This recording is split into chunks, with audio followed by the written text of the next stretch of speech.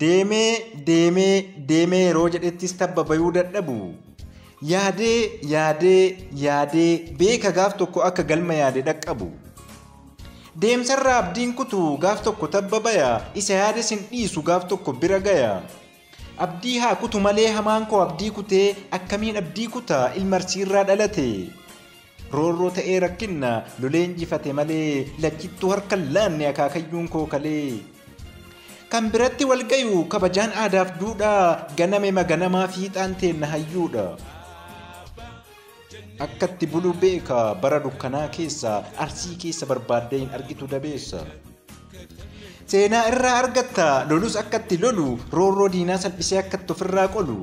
Lafaanis dhuftu samiin itti beekna qolachuu itti boona hin gaabbu'an arsiirraa dhalachuu. Koloneel Adam Jiloo gabrummaaf harka laanne Haaji Adam Saaddoo kalee irbuu goototaa nyaanne. Icciitii garaa baate akka dhiiraa liqimsee kiyyoo diinaa tamsaasuun qabsoo dabalee cimse. Jeneraal Waaqoo guutuu gabrummaatti dhaadatee dandeenyu daan buqqisna dadhabnu lumootti guddisna alagaaf harka laanne hin kuffisna. Uf dandeennee jiraanna orma jalan gugguufnu kufnus kuffisnee kufna malee sodaan hin kufnu. Jechuun qabsoo finiinsee lolee lolchiisaa bahee osoo harkan kennine dhaloota kennaan ga'e. Kunoo dhaloota santu akka inni yaade ta'ee barnootaan sammuu qaree seenaa barreessuuf ka'e. Hojii abbaan hojjateen boru seenaan himama dhaloota egereetiif waa gumaachuun dirqama. Jechuun soorata sammuu bocee bilcheessee faayee dirqama isaa bayuun dhalootaaf lafa kaa'e. Nyaata bilchaate kana nyaannee wal nyaachisuudha seenaa akaakayyootaa dhaloota dhaalchisuudha. Taanee jiraachuun qabnu ba'aa lafaa namatti nama taanee dhalannee seenaa malee yoo duune dacheen tun nu komatti.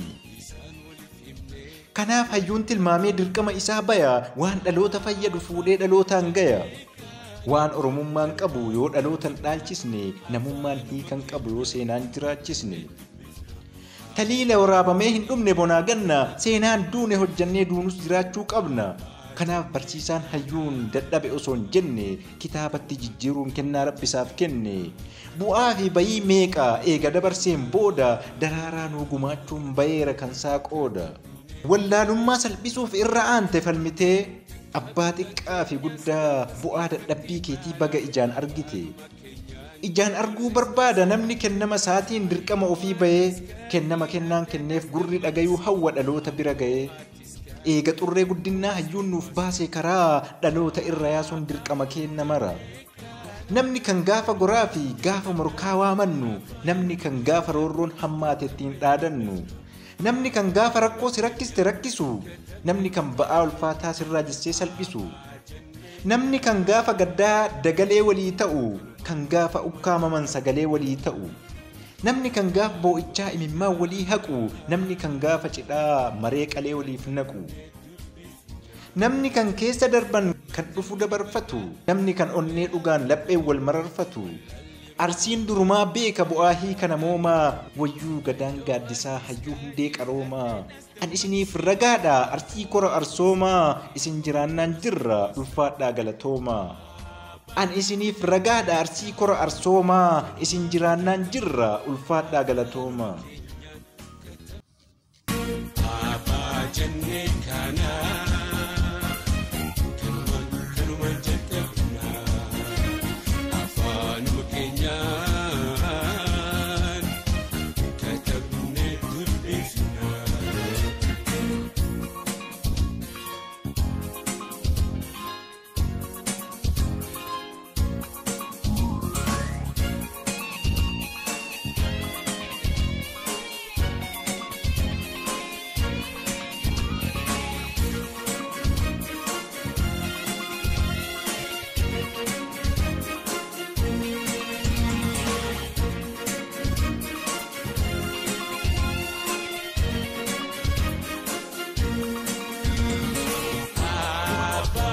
jennee kana kanumaan jalqabna afaanuma keenyaan katabnee dubbisna afaanuma keenyaan katabnee dubbisna abaa jennee kana kanumaan jalqabna afaanuma keenyaan